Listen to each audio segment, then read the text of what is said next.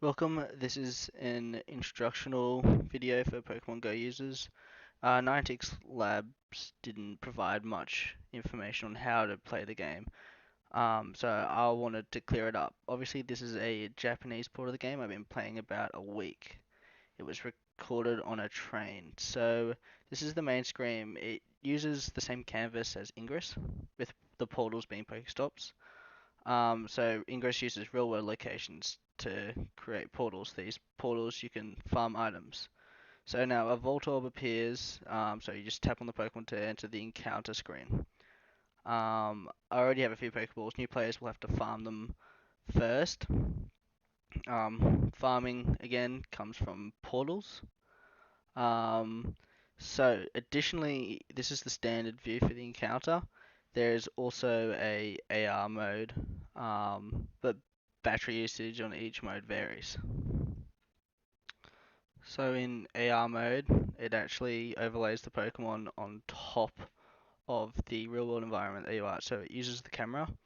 So I'm just flicking some Pokeballs at it, trying to catch this Voltorb.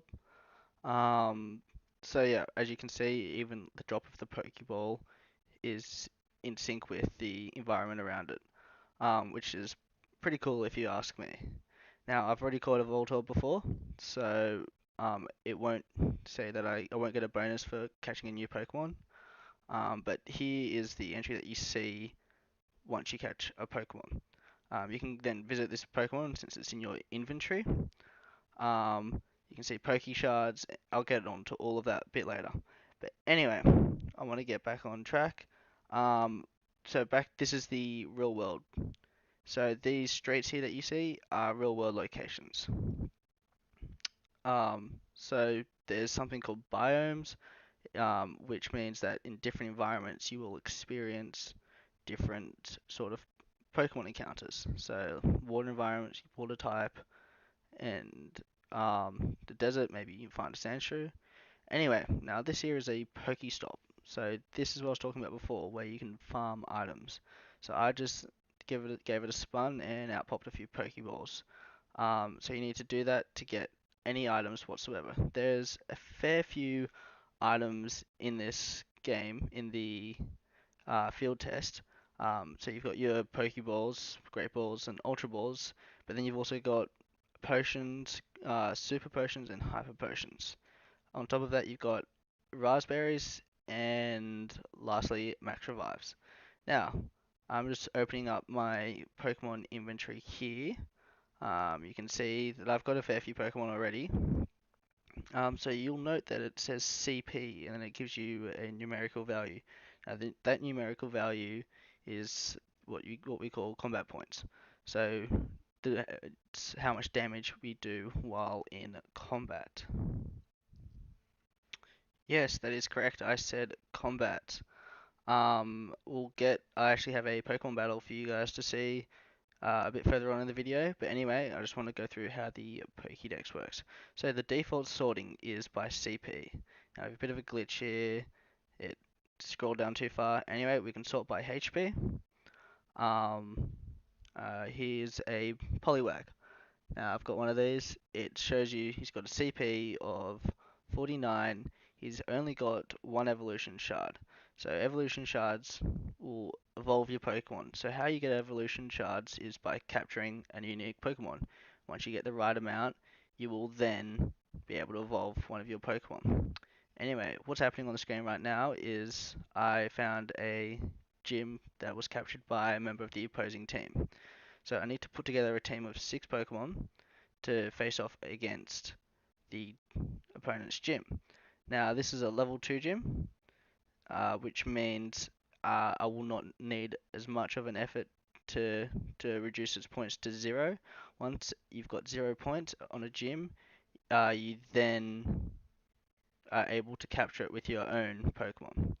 So at the moment, the battles are probably the most broken part of the game. See, I just tried to dodge one of the attacks by the Gloom, and it didn't work. I still got hit.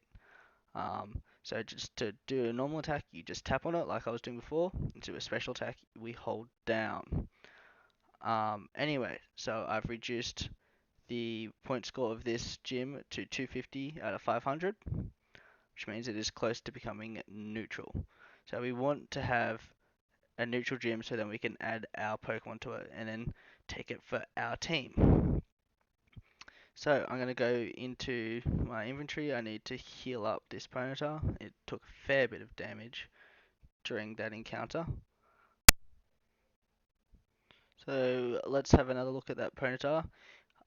You'll notice that the health of the Pokemon when it's healed does not scale linearly.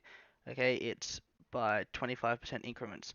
So a potion will heal only 25%, a super potion will heal 50, and a hyper potion will heal 75. Now, there is no other way in the game to actually heal your Pokemon other than use potions. Now, we just saw one of my eggs. Now, eggs work in a bit of a funny way. We'll have a look at it later. But this is my highest CP Pokemon. It's a Mr. Mime. He's got a CP of 374, which is actually quite high.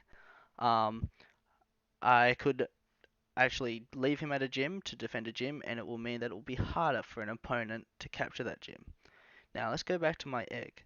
Now, this egg here, I'm not too sure what's in it, but you actually need to walk physical steps to hatch eggs. So I need to walk 1 kilometer to hatch this egg. Now, I'm on the train in this video, so you'd expect it to just be like, oh, it's only 1 kilometer, but actually no, it will requires physical steps, and it uses the tracking methods on your phone to know if you're cheating or not. A bit like how it works in Ingress. Anyway, this is the Pokédex on the screen at the moment. You can see we've got all the 150 Pokemon in the game. So it's only the original Pokemon, which is a bit of a difference for you younger kids, but for us, this is all that we had back in the day. I'd like to take this opportunity to point out that we can actually see the 3 legendary bird Pokemon. Now, we can only see up to number 147 at the moment because the highest Pokemon I have is a Dratini, number 147. So, as you catch more Pokemon with higher numbers, it will increase the cap that you have in your Pokédex, much like in the games. Now, I want to go into evolutions. So, as I explained before, we need to have evolution shards to evolve our Pokemon. Now, I have enough evolution shards to evolve a Rattata. I know it's a Rattata, but they're so common that that's all I had. So I chose the one with the highest CP to evolve. So we saw that he had a CP value of 80 before the evolution. So I'm now evolving him, and out pops a Raticate. Now, this Raticate will have a CP that's scaled with the CP of the Rattata that I evolved it from, which means it'll be in the higher bounds. Anyway, back onto the map. So I'm approaching a neutral gym at the moment. This neutral gym does not have an owner, so I will put a Pokemon there. So I'll put, yep, that Raticate that we just evolved. See, it now swaps to yellow team. So I can now either train my Pokemon or leave my Pokemon there to defend it. So I want to train my Pokemon and increase the gym level.